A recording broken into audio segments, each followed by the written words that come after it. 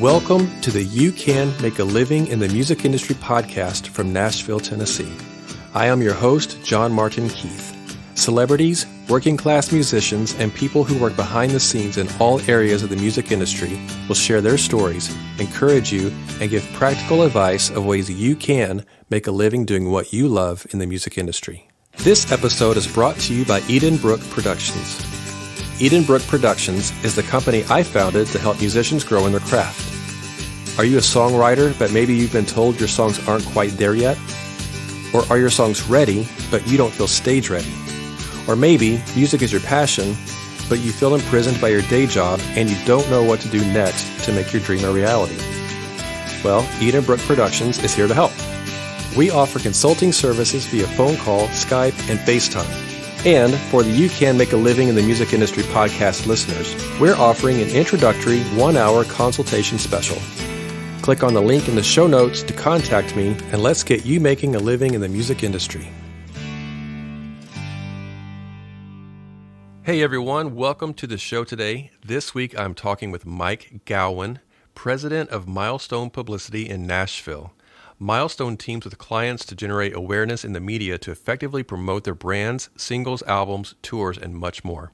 We're discussing educating potential customers, how to deal with nightmare situations with clients, and the difference in repping an emerging artist versus an icon. I hope you enjoy our conversation today. Get your pen and paper and get ready to take lots of notes. Hey everyone, I am hanging out with Mike Gowen with Milestone Publicity here in Nashville, Tennessee. How are you today, sir? Doing good. Thank you for being on the show. I'm very grateful. Thanks for having me. Yeah, definitely. So I haven't got the chance to talk to many publicity agents. I've had one or two on the show so far, and it's really kind of the lifeblood behind the scenes for artists and songwriters and different things like that in music, because you guys are the ones who get us as artists and producers and writers. You're the ones who get us out in front of people so that people know who we are, if we're on magazines or on TV and things like that, correct? Right. Our job is to help build awareness through editorial and secured media coverage rather than advertising, which is paid, Right. How long have you owned Milestone? Let's see. So I launched Milestone Publicity in January of 2019. Okay, so it's fairly new. Yeah, right before the pandemic. Perfect time. A perfect time to start a company. That is a really great time to start a company. So, and the reason I say that, 2008, we had the big meltdown, financial meltdown, if people remember that, for those who do remember that. And that's when I started my business, Edenbrook Music Productions. That's when I started my company. And it launched and took off, and we did great during that time. So it's an odd thing to think about, but it's really kind of a good time to start a new company when things are kind of odd for everyone else. They are kind of scrambling to figure out what to do. And new great things can come from that. I also think if you look through history, in economic downtimes or uptimes, entertainment is always there. I think as humans we need that kind of escapism. Sure. So we need the entertainment section, though with this pandemic, touring got closed down, so that really impacted a lot of things differently than past, Sure. But it's all coming back, thankfully. Yeah, it feels like it's working its way back, and we keep going regardless, right? We keep finding ways to do things, and a lot of people have still been successful even through the past couple of years. People have found ways to continue to make a living in the music industry. That's why we do this podcast, is to show people that you can do this in any situation. There are ways to figure out how to do it, right? Yeah.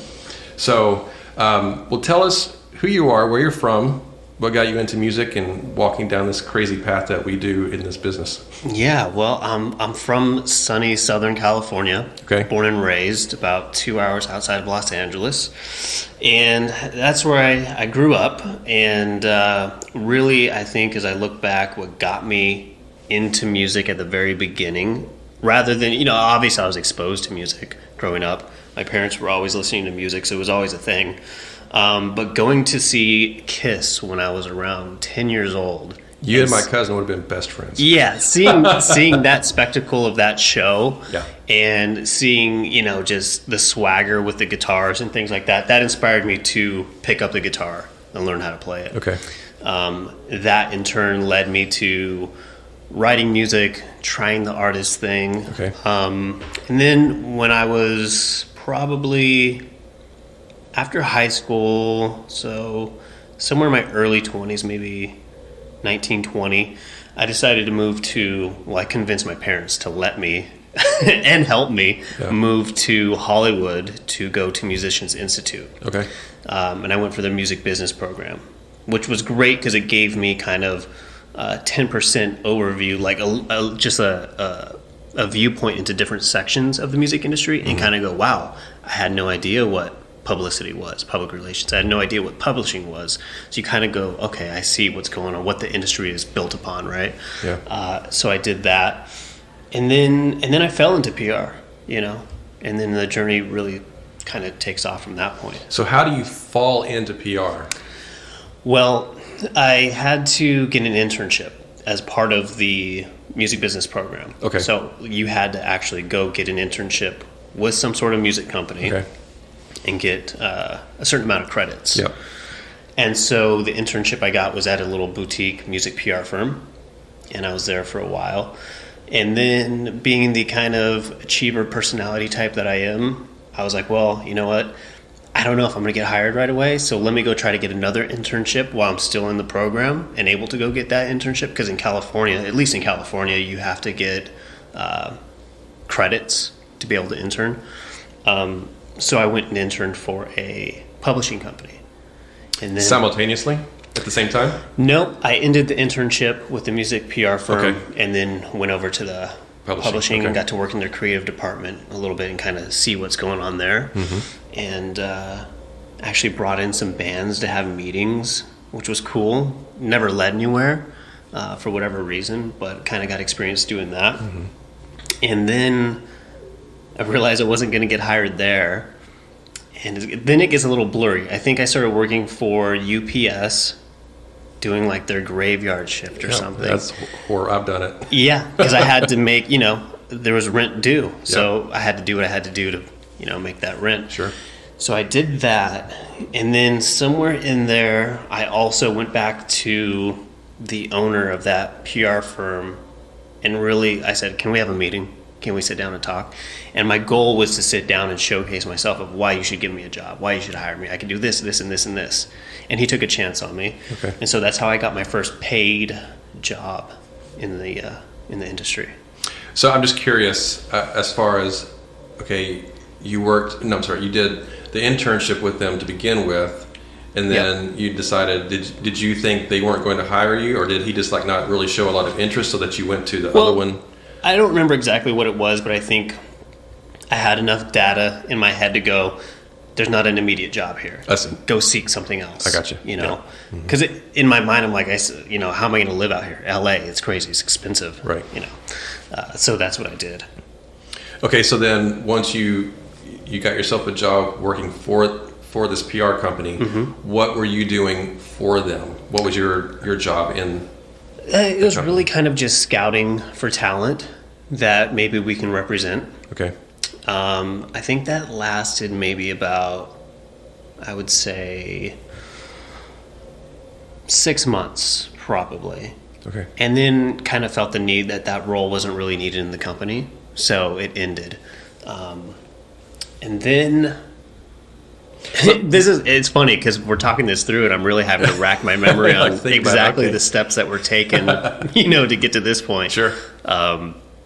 Did you have some? Well, I was going to ask you, for those 6 months, you're out scouting. What does that look like? Well, what is your job as a scout for a PR company to bring to find artists to rep? Well, kind of similar, in the sense of A&R for a label. Trying to, whatever the label might need at that time, those A&R people are out there looking, trying to find the talent that's going to meet those needs. So the same for the PR firm, kind of looking, going, what type of bands or artists are getting a lot of media coverage right now, and how can we fill those slots in our company, that kind of thing. Sure. Yeah. Okay.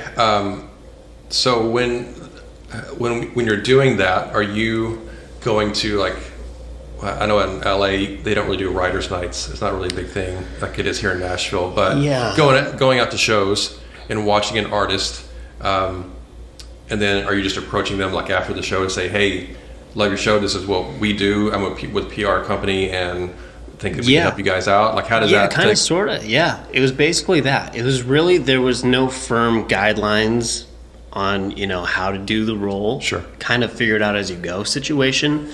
Which is good looking back because it was taking me out of my shell and having to go talk to somebody I've never met before, tell them something they probably have no idea what I'm talking about, and explain it to them, and how that could be a valuable asset to generating awareness for whatever music they might be releasing. This is why you need us to help get you out. So that was kind of my first experience, I would say, probably kind of like almost in sales in a way, in the sense of you're educating a potential customer on what can be done to help them. Sure. So that was an interesting period. Yeah. So what made you decide to move out to Nashville from? Well, there's still there's probably like 10 years between that moment. Oh, okay. Yeah. We're still out in LA. We're still out there. So when I got let go of the small PR firm, I actually on Craigslist found a job being able to be basically the personal assistant to Stanley Clarke, who is a well-known multi award-winning jazz bassist. Okay. He was in that fusion group called Return to Forever. That was like in the 70s, I believe, early 70s. And so anyways, I started working with him. He kind of tried to develop his own little label with other jazz artists. So I was kind of involved in that. I kind of got a little sense of how to help, project manage in a sense and get things going there. And I think that one also lasted about 6 months. We went on the road once, and so that got me a little insight into the touring life, hitting the road. We went up the coast, up to like Santa Cruz and San Francisco for a few shows, and then came back. So I got to experience what road life was like. I was like, I don't think that's for me. So I think looking back, I had these moments of going, that's not for me, that's not me. Sure, just narrowing it down. Right, yeah. So that was at play for sure. And that lasted about 6 months, and I got an email one day. It was like, we're going to go in a different direction. Okay, back to looking for a job. And then I think this is where the relationship thing comes in. I forget exactly how. I think, it was somebody who worked at that PR firm that I used to work for. She got wind of a job at a very reputable PR firm, and they were looking for a part-time assistant, and she vouched for me, threw my name in there. And at this point, I was doing hundreds of interviews, anything I can get an interview for. I even had an interview doing, I don't even know what the job was for, but my buddy, he's like, I can get you an interview for this. It was at East West Studios in Los Angeles. I think that's where it was. So I go in for the interview. I have no idea what the heck the interview's about, or what the job is about. And the guy ended up walking out of the interview. He's like, I've heard enough. He got up and walked out. So I didn't get that job. Wow. Thankfully, because I didn't know what Very I'd be abrupt. doing. Wow. But point being, I was literally going after any interview Sure. I can get, to get a job. And so anyways, that person recommended me for this part-time assistant job at this larger, very reputable PR firm. And I got in the door. I got the gig. And at that point, it's funny because you after doing so many interviews, you're kind of exhausted. You're like, well, whatever. And you do that last interview, and that's the one you get. Yeah. Because you probably went in there very calm and relaxed. And Sure. well, if it doesn't work out, it doesn't work out. And that's the one I got. Yep. And that really solidified me, to becoming a publicist. So when you're working this new job as an assistant, what's the difference in being an assistant as opposed to being a scout that you had at your first position? Yeah, totally different. Because now you're in a position where you're watching campaigns in action, PR campaigns, and you're getting the kind of you're disconnected. You're not executing on the campaigns, but you're that supporting role for the publicist. So that's kind of when I started going, oh, this is real PR. This is what's going on. This is how you represent an icon, or this is how more of an emerging artist is being represented, and the difference, in those approaches to those campaigns. So it was great. Being an assistant in a PR firm where you can get real hands-on experience and see a lot is just a great opportunity. So it was part-time and then eventually went full-time. We'll talk more about this as we get into the conversation with Milestone, with your company now, but tell us some of the artists that you have worked with over the years. That's a long list. That's an extremely long list. Your top five, some of your big 5 or 6 people that you work with. That's difficult. Well, I could tell you. Sutherland be one of them. I could tell you when I started Milestone, the Dries, they're a husband and wife country duo here in Nashville. They were my first official client at Milestone. Okay. And then it kind of snowballed from there. But basically, I knew when it got to the point of starting my own company, I knew that I was at a point where my relationships were strong enough and my reputation as a publicist was strong enough to where I could do that, and I kind of had a little bit of a name for myself so people could hire me and would hire me. And this is from the previous job? Right. Yeah, I stayed at that job for about 7.5 years. Okay. So I know that you've worked, over the years, you've worked with, I'm just looking around the room here at some of the pictures hanging. So Kiefer Sutherland, Billy Idol, you've worked with, Tommy Emmanuel. Yep. The Eurythmics. Well, Dave Stewart we're working with now. Okay. I did, I was one of the publicists who worked with Dave Stewart back at the other PR firm. Okay. And then just recently he became a client at Milestone, and we're working on his triple vinyl album box set called Ebony McQueen, which is really, really good. That's cool. Yeah. The reason I'm bringing this up about who you've worked with, because you mentioned repping an upcoming artist versus an icon artist. Right. What is the difference in repping an artist in those different levels? From emerging to well-known to icon. Like, what does that look like differently?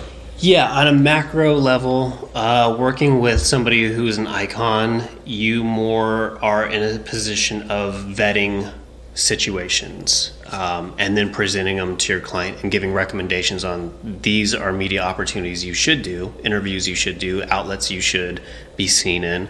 On the other end of that spectrum, when you're working with an emerging artist, you're really hitting the pavement trying to get people's attention and say, hey, you should really care about this artist. They have a great story, the music's great, and you should really give them a shot for an interview and talk to them and help tell their story. So that, on a macro level, would be the difference of the two. Okay. Trying to get more exposure for a new artist and managing exposure for a high-level artist. Yeah, you could also look at it through the lens that I'm just thinking about it right now. With an emerging, rising artist, you're more of a cheerleader, trying to help garner some attention and some awareness through the media coverage that you're pitching for and securing. Well, on the other end, with the icon, you're more of like the security guard, making sure who's coming backstage is appropriate to be coming backstage. Sure. You know what I mean? Yeah, that makes sense. What are some of the hardest things about being a PR person for different types of artists? Like what's a nightmare scenario that you find yourself in sometimes that you try to avoid, but it's just sometimes things come up and you have to deal with it? Artists missing interviews. And that just could be, a craziness on the artist's schedule where somehow things got missed on the calendar and they didn't call in or didn't get on the Zoom or whatever the case may be. And then you have maybe on the other end where, so on that side, you're like, oh man, this journalist or whoever is going to be upset with me because the artist didn't get on. And then on the other end, you have a situation where the artist gets on, but the journalist doesn't get on. The journalist misses it for whatever reason. And they're like, oh, now my client's going to be upset at me, Yeah. So those are tough situations. Does that happen very often that you find out, or is that more of a rare thing? Overall, maybe 10% of the time it happens. So not too... For various reasons. Sure. It could be a tech issue. Yeah. I mean, and I know even for you and me, we were supposed to do this interview a week ago initially, and about an hour before I was going to come down here, I got an email saying, I'm so sorry, Mike's got an emergency with the client, he can't come, or you need to reschedule. I was like, sure, no problem, I completely understand that. Yeah. But it's one of those, that's part of being in the business. Yeah, right. And then with what we do, scheduling is very, very important. And, especially when you have somebody like a Dave Stewart who we're working with right now, and you're really so many people want in the door to talk to him, and you're trying to put the best, use his time so wisely where he's talking to the right people for the right reasons. And then you're really scheduling back-to-back interviews, and you have to make sure those run, the trains run on time. Sure. So he can get through them all if he's doing 3 a day or 4 a day throughout an entire week. Mm-hmm. So there's a lot of back and forth scheduling between the media and yourself, getting things coordinated and ready to go, and then you're doing it the same thing with the artist camp, whether it's management or personal assistants, and getting everything scheduled so everybody has a clear understanding of what the interview is, who they're talking to, why they're talking to them, what we're promoting. Mm-hmm. All those fine little details go into that. So this is real nitpicky stuff that I'm getting into, but I'm really curious because I want to understand it better, and I want the audience to know, for people that want to do what you do, or want to work for a PR company. If you're booking interviews for a client, and let's say you've got, I don't know, is 6 or 7 a day, is that average for a big client? Is that a little heavy? It depends on their exact schedule, what's going on at the time. Sometimes I don't think you do more than 6. Okay, like you're putting out a new album. Dave's putting out this huge album. Like what's a typical day of interviews look like for that? He could be doing 3 to 4. 3 to 4, okay. Back to back, yeah. So my question is, if you're doing 3 to 4 interviews back to back, all the people that are doing the interviews are coming to him in one location as opposed to him jumping around all over town? Or how do you typically try to set something like that up? Yeah, well, it's all the above. Okay. So you'll have Zoom interviews sprinkled in, you'll have regular phoners scheduled, or you'll have in-person set.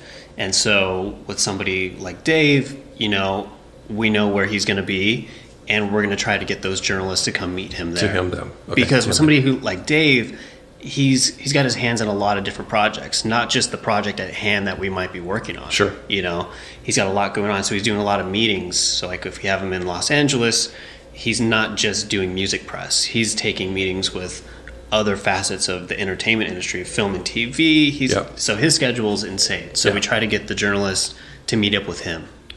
Right. Yeah, absolutely. And that makes sense. That's what I was assuming, thinking was going to happen, but you never know. And it always varies. Sure.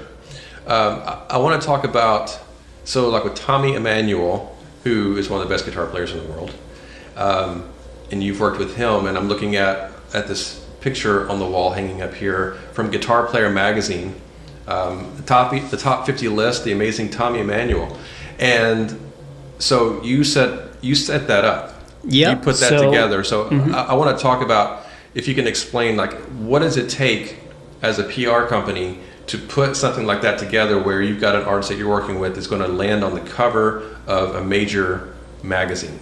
Mm-hmm. What does that look like? How do you put that together? Well, I mean, with that, it was an album campaign, which was a really great project to work on, and so I'm out there, pitching for coverage opportunities. One of my outlets I was going after was Guitar Player magazine. Okay. And the great thing about is why I wanted that to be hung is because if you actually read the feature, the opening sentence from Tommy in the interview it was something along the lines of, I've waited 30 years to be on the cover of this magazine. Oh, yeah. So that, as being the person who pitched it, secured it, set it up, and brought it to the end of the line, is really, it's like, that's why we do it. Sure. And sometimes after you do it for so long, you start losing sight of why it is you do it. But that's one example of like, oh yeah, this guy's completely established. Everybody knows he's one of the greatest guitar players around. And so when you get to set that up and you actually brought something to the table that he has been waiting 30 years to do, it's like, oh yes, that's why we do this. Sure. So that, it's an album campaign. So a print publication is considered long lead. So you're pitching for, to be in that print magazine, you got to be pitching it 3 to 4 months, sometimes 5 months in advance of the album coming out. Mm. So a lot of lead time is involved. Yeah. So the way that came about is pitched and got an interview, just a standard interview. And lo and behold, they wanted to turn it into the cover feature for that particular issue, which was their annual acoustic guitar issue. Yeah. So it made perfect sense to have Tommy on the cover. Yeah. So that's one of those cases where you put the legwork in, the pitching, and then, you kind of win the lottery, and they go, let's give him the cover. Fantastic. Yeah. It's rare, but it happens. Because there's only 12 covers a year for certain magazines. Yeah, and how many people are vying for a cover out of 12? You get 12 shots at it. How many people are vying for that, at a time? Well, I can only imagine, if you start calculating the people who actually don't really necessarily deserve a cover yet in their career, but they're gunning for it, or they have their publicist gunning for it, or their management gunning for it, So, I can only imagine how many people want to be on the cover. Sure. Yeah. What's the best part of being a publicist? What do you enjoy the most about it? I came to learn that working with the emerging talent, I love the fact that we're introducing new potential fans to them by setting up this coverage in the media. So I love that aspect, that you're actually making a big impact on the growth of their career, because you're setting up interviews, and through those interviews, ideally, the artist or the band is telling a story, and their personalities coming through and allowing potential fans to connect with them on that level, to become long-term fans. So that's fantastic. When you get to the other end of the spectrum and you're working with somebody who's super established or even an icon, I look at it through the lens of they've already got diehard fans. They're there. So now what I'm doing is I'm making sure they're aware of this new album that's coming out, that they're going to be super excited about. So I find the joy in that, Yeah. So I look at it two different ways depending on the client's level. So I asked you earlier a little bit, who are some of the clients that you've worked with, and we kind of got sidetracked on some other stuff. So I know it's a really long list, but who are a few of the big name artists that you've worked with that people would know just in general that you've worked with? Well, Kiefer Sutherland, obviously worldwide known actor and musician. Obviously Dave Stewart. Gabby Moreno, who's a Grammy Award-winning artist. There's a lot. And then back when I worked at the other PR firm, there's a ton more. And even when I was an assistant, kind of being on that level, I remember we were working on Black Sabbath's 13 album, where they got back together. I think Rick Rubin produced it. Okay. And being a kid growing up playing guitar, obviously I'm learning Tony Iommi riffs, on the guitar. Learning how to play Paranoid and things like that. So being able to be, even though at a very small level, involved with that project was really cool. And I remember going to, I think it was the Revolver Golden Gods Awards ceremony. I think that's what it was. Anyways, my boss and I were there with Tony because he was getting an award for something. I can't remember exactly what it was. We're in his dressing room, and in walks Alice Cooper. And me, these are my childhood. I grew up on classic rock. Right, yeah. And so I'm in the dressing room, and it's Alice Cooper, Tony Iommi. I'm like, oh my God, this is the music industry. Yep. We're here. Yeah. Yeah, that was one of those moments. That's cool. How is it different working for an artist like Kiefer Sutherland versus Black Sabbath? How does the job different in how you approach, because it's very different musical styles, right? Even with Dave from the Eurythmics, that kind of thing. It's all these different genres that you're dealing with.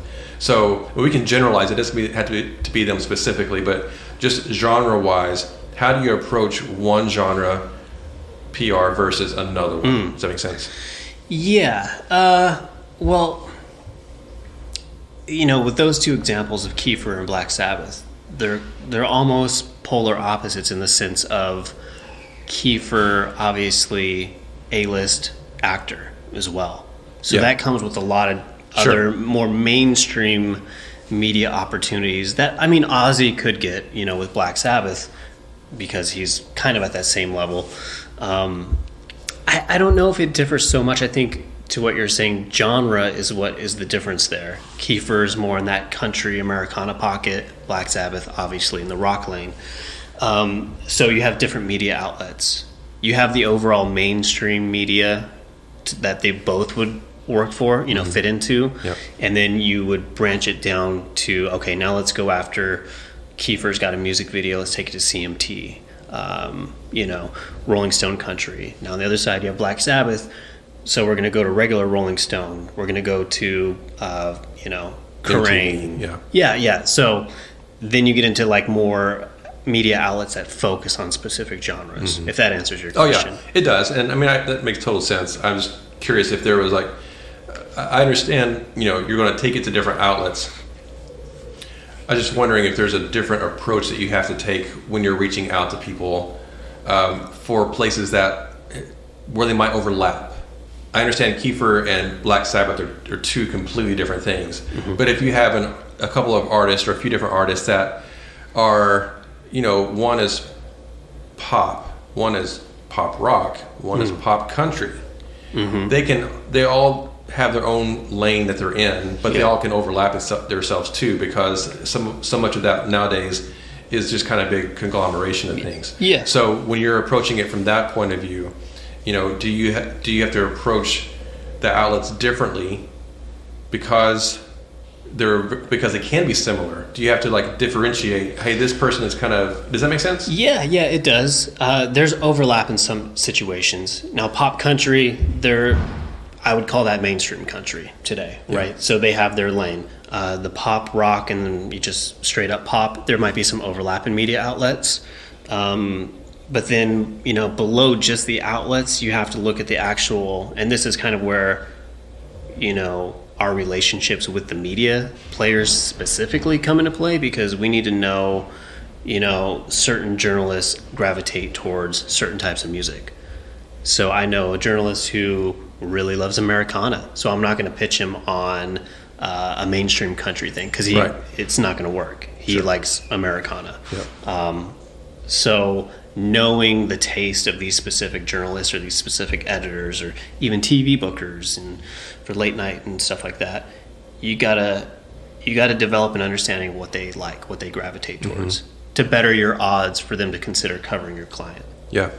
So are you reaching out and talking to the late night talk show people? Yeah. So that's interesting. I want to talk about that, because you think about, the booking agent is going to book so-and-so because they're booking all the shows, or they're going to book them on the late night circuits or whatever. So what is your position in reaching out to late night talk shows and getting your artists involved with them? What does that look like, and how do you go about doing that? Yeah. Well, I mean, I don't know specifically if booking agents do that. They might. I definitely know, certain managers have relationships there where maybe they don't have PR in place for whatever reason at the time, but they feel like there's a need that maybe we should talk to Jim Pitt over at Jimmy Kimmel to see if we can get a booking in there. That happens. And so booking like late night TV for performances is similar in the sense of getting into a print magazine. There's a long lead there, so you have to be pitching those TV bookers on a project. Ideally, right now, probably you should be pitching those TV bookers 4 months in advance of like the album coming out, because the media always wants to be tied to something's coming out or something just came out. They want that hook, so you have to be pitching it that far in advance, and they book up that far in advance. So if someone's putting out a Christmas album in October, then you need to be on it now. Yeah, because they're going to start talking about that kind of stuff and putting it out. Absolutely. Performances and things like that. It's interesting with you guys having kind of being the gatekeeper that gets, or the person that pushes them to the gatekeepers for the late night talk show circuits. Can I ask you, how do you approach them? Like, can you explain like what the process is to go about booking an artist on a late night show? Yeah. Or daytime show, either one? Yeah, it's it's a little bit of a dynamic. It depends on the client at hand and certain different scenarios and factors that go into that. Like if it's somebody who's not super established, where you can just pitch it and hopefully they already have awareness of that artist, That's one level. And then you have artists that are a little below that, and the bookers might not be fully aware of who they are. That's where you become the cheerleader. Hey, these media outlets have been praising the album. Hopefully you'll consider them for a booking, and you have to educate them that way. And hopefully they give it a listen and see if it fits.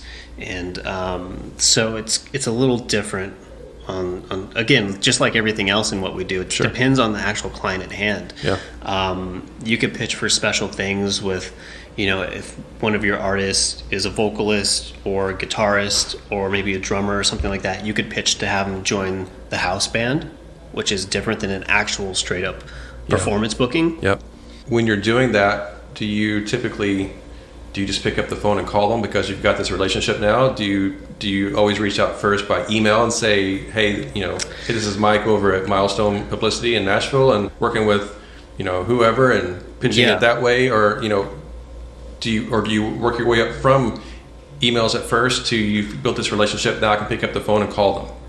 I'll always pitch with an email first. That way you can include the assets. You can give them all the concrete details of the project at hand, when it's coming out, what the singles are, X, Y, and Z. And then also, a lot of the times we'll say, this is the song that they would want to perform. This is the length of the song, because the length of a song comes into the factors of, can we make it fit for TV? Right. I think like Kelly and Ryan, which is a morning show, they have a specific length that I think is 3 minutes and 30 seconds for a musical performance. So you already have to know, like, can my client cut the song down and make it work? So usually when we pitch, it's email first, so they have all the details, all the information, they can click through, hear it, or maybe there's some sort of performance video of the song to give them an idea of what that song is like in a live setting. Sure. And then you do your follow-ups. I try not to get on the phone too much unless it's super necessary. Okay. Because we have to walk a fine line between educating these people and annoying them. Once you cross the line and now you're annoying them, you're going to have a really hard time sustaining a positive relationship with those people. Yeah, that makes total sense. But I do pick up the phone as well. Yeah. Sometimes I call people and they go, "Who are you? What are you talking about?" Yeah. That always feels good. Then from back in the day, my salesman hat comes on and I just educate them on what's going on. And, it always feels good when somebody says, "Wait, who are you and why are you calling me?" That's always, your heart starts going a little bit. You're like, and you feel like you're 14 again. Like you're starting from scratch and you don't know what you're doing. And when people, they put that tone out, it's just intimidating sometimes. I still have the imposter syndrome for sure. Yeah. Even though I basically, from when I set out and I really was like, okay, I'm going to be a publicist. This is my career. From that point to now, I've pretty much done all the things I wanted to accomplish in terms of what I could set up for my clients. There's a couple things that I haven't done yet, but for the most part, it's all been done. And with that said, I still have the imposter syndrome of like, do I know what I'm doing? Sure. Yeah. Has it all been luck? Yeah, and I think we all go through that. Yeah. The most successful people in the world, Tommy Emmanuel probably at some point thinks that. I think we just all do it. That's part of being human, and just never feeling like you're quite good enough, even though you can be very successful for many, many years, and it's just part of it. So what advice would you give to people that are wanting to either work for a PR company? Maybe if you can explain some of the different positions within a PR company and kind of just sort of a snapshot of what they do. Or if somebody wants to start their own company and go out and do it themselves, do they need to work for someone else first? Do they just go out and just do it and figure it out? What are some of the do's and don'ts for you that? Yeah, initially I would say, regardless of what part of the industry you want to work in or you're trying to work in, you have to say yes to every opportunity that's presented to you and make the most of those opportunities that you take, just because it's going to, push you further and further up the road to those bigger and bigger opportunities. Starting your own PR firm, I would say proceed with caution. It's a very difficult business to do. There's a lot of competition. There's a ton of independent PR firms out there that specialize in music, so the competition is super high. I wouldn't do it until you've done it for a long time, to where you know A through Z everything there is to know about working specifically with talent as their publicist, and everything that goes into that, and the very varying degrees of artist. Because once you get out there into the waters, how are you going to get your first client? You got to have that reputation kind of built in. Mm-hmm. So I wouldn't say, and I've seen some people go, okay, I'm going to start a PR firm, and they don't have any experience, but they think it sounds cool. So it's an uphill battle, Mm-hmm. Even for me, it's an uphill battle. But like I said earlier, I kind of accomplished everything I wanted to as a publicist. Now I could jump into a campaign, no problem. I know what to do instinctually. So what's more important for me at this point with Milestone is hiring people and helping them learn everything there is to learn about it, and kind of live vicariously through them when they get their big wins with media looks. I find that more exciting than doing it myself. Sure. Yeah. So within your company, what are the different positions that people hold in your company that you need? Well, so you have it at my level of a company where, I'm kind of overseeing all the campaigns and, helping bring in a lot of the clients that we're working with. And then, you have associate publicists who help you on campaigns and can get into the pitching process and help you come up with creative ideas. And then you have, on the other side, you have like an account executive who's more hands-on, can jump on a campaign, knows what to do, how to handle it, how to interface with the client on a daily basis. And then you have assistant level supporting staff. But the bigger the company, the more responsibilities at hand with running a business. So that's when you have more upper level stuff, like you have your vice presidents coming into play who are backing up the CEO to make sure the actual infrastructure of the business is running, and then at the same time executing on client campaigns. I don't know if that answered your question. No, it does. Yeah.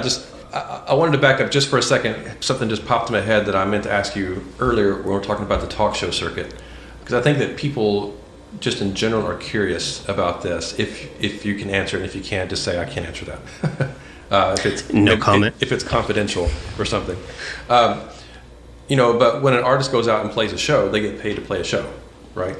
Well, sometimes. Hopefully that's the goal, is to get paid to make your living doing that as an artist. But when you're doing interviews, you don't get paid to sit and talk on a phone call for an interview with a radio station or a TV show or whatever. But if you're going out and you're actually playing music on a talk show, and you're doing a talk show circuit, you've got a new album coming out and you're playing 3 or 4 different late night shows and then some daytime shows and things like that. Do the artists typically, are they doing it for free because it's their publicity, they're getting it out for the audience to know about it? Do they get paid for that? Or are they trying to put that together with some shows in the area so that they can be compensated and have some stuff happening while they're doing the talk show circuit? How does that, I think people just in general are curious about that when they see Mm-hmm. see those people on TV playing. Yeah, well, short answer is kind of yes, and the bigger answer is no. They don't get paid to do that. In fact, they have to pay a bunch of money to be on those shows, because you have to pay for production costs, you have to pay for union expenses, backline, all these expenses come into play for you to be on the show and perform. At the same time, I think you get paid a little bit because you're technically talent on the show, if you know what I mean. Yeah. But yeah, it's $10,000 plus to perform on national TV. Okay. Yeah. See, that's important, I think, for people to know. Yeah. So as an artist, you're paying at least $10,000 to play right. Jimmy Kimmel or Jimmy Fallon or whoever. The late night shows, the costs are a little bit lower. Don't ask me why, I don't know. Okay. Morning TV, the late night shows, the cost is lower. Morning TV, if you're performing, the costs are higher. Okay. I don't know why that is. It's just what I've experienced over setting these up. And yeah, most artists do not know that until the day comes when they get their first TV booking. Hopefully they're with a label that's very supportive and wants them to do that TV performance, and they will cover those expenses, probably recoup on the back end. Yeah. But at least they cover those expenses to get on the show. See, I think that's very important for artists to know that's got to be taken care of, and either you're paying for it, hopefully the label pays for it, but again, like you said, they're going to recoup it on the back end, so it's going to come out of your pocket regardless at one point or another. Yeah. Once you've had album sales. Now, I will say that, were you saying that the artist does get paid a little bit? Because for people that don't know, as an artist, when you have a song played on air on TV, you're getting paid because your song is getting played on air. Right. So the publisher, the writers get paid and things like that. So if you're the writer of the song, then you'll get some. That person gets some money. Yeah. And the publisher are going to get some money and things like that as well. So that's really good to know. I appreciate you sharing that, and I think the audience in general needs to know that. I think artists need to know that as well, and we just don't think to ask those questions sometimes because you don't know that's what it's like. You just don't know until you know. Yeah, and I didn't know until it happened. And that's why we sit and have this. That's why the show exists. Yeah, is to have these conversations so that people can know and learn these types of things, so that they. I didn't learn that in school. Exactly, and and that's thank you for saying that, because that's something else I wanted to ask you earlier in the conversation is, okay, you went to college, or you went to school for, what was the name of school again? Musicians Institute. It's more like a trade school kind of for music. A lot of people go for an instrument. They have a music business program as well. I went for that. So you went to a school to learn about music business, and then you got into the real world and saw that you didn't learn some of these things in that school. Yeah. How different is it in the real world, things you're learning on the job, as opposed to the things that you learn in a classroom? And they're great. Music schools are great. I've got probably half of my guests that have been on the show went to school or college for music on some level. And probably half of them did not. And equal success on both sides. Yeah. So I'm all for it, and I'm all for not. It just depends on what path you feel is best for you to do it. But for someone who did go, and they got out and saw some different things happen, how different was it for you? Night and day, I would say. Especially when you're in a situation where you're actually working with the talent, whether that be, being a publicist like me, or being a manager, or being a booking agent. Dealing with talent is its own special circumstance that requires you having to be in the field, analyzing it and seeing it happen in front of you to go, oh, this is how I talk to a manager. This is how I talk to an icon. This is how I talk to so-and-so. It's just something you have to learn by doing day after day. Sure. Going to Musicians Institute for their music business program, like I said earlier, kind of gave me a 10% look at these different sectors of the industry. But I knew that, the door got open, so it's up to me to make the most of it when I go through it. So that's why I took on multiple internships, tried to get in the door at places and observe and see what this really was. Is it for me? Can I fit into this? Do I enjoy it? And it's not until you do that you truly learn what it's like to work in the music industry. Sure. What are you looking for as a Milestone Publicity? What is it that you're looking for when you're trying to bring in new clients? What do you like to have as clientele? Well, I look at it through, it's two different layers. Is one, do I like the music? Will I be passionate about representing the music? And then, do I know for sure that I'm going to secure coverage? Because I'm not going to take on a client where at the end of the day we couldn't put any results on the table, because negative talk travels really fast, and it's a reputation industry, a relationship industry, so I have to know that we're going to deliver results at the end of the day. And that could be that and it's also very subjective too. You're dealing with people's musical taste. Some things they like, some things they don't like. Maybe the magazine's all booked up. There's no room for them, but they'll consider them on the next album cycle. All these little things come into play with, in terms of actually getting coverage on the table. So I have to look at it through, is the music great? It has to be great, period. And then is there a story there? Is there a narrative? Is there a time-sensitive angle that we can run with? All these different things kind of come into play. But at the end of the day, I need to know that we can put results on the table. Mm-hmm. That's what it comes down to. Yeah, that's great. Well, thank you so much for being on the show and giving all this advice and information. Yeah. This has been really, really good, and some unique things that I've never talked about before. So this has been a great angle. I appreciate that. Awesome. Last thing before I forget, if somebody wants to hire you to be their publicist, can you say kind of what an estimated amount, like what does it cost to hire you to be a publicist? Well, it depends on the scope of the project, okay. Right? It depends on time consumption that we're envisioning going into a project. So when you're working with major talent who is going to keep you super busy day to day, there's going to be a lot of bandwidth being taken up by that client. Mm-hmm. The rate's going to be higher, just because that's how because you're going to probably have to have more bodies on the project. It can't just be one person, handling it. So it's a range, and it could be anywhere from like up to $5,000 to $3,000 a month, and working on monthly retainer. And it's always attached to a project, whether that's a tour that's happening. We have clients that hire us for regional tour publicity, to get into the newspapers and magazines of those local areas to help promote the show in advance and get people out to buy tickets. And then you have album campaigns where you're trying to promote the album and get coverage around that. Mm-hmm. So you can get some awareness and get people ready for this album coming out, listen to the single, share the single, become long-term fans because of the story that you're embedding through these interview features and things like that. And podcasts are wonderful too. What size artist would that rate be? A $3,000 to $5,000 a month retainer be? Is that an emerging artist? Is that a major artist?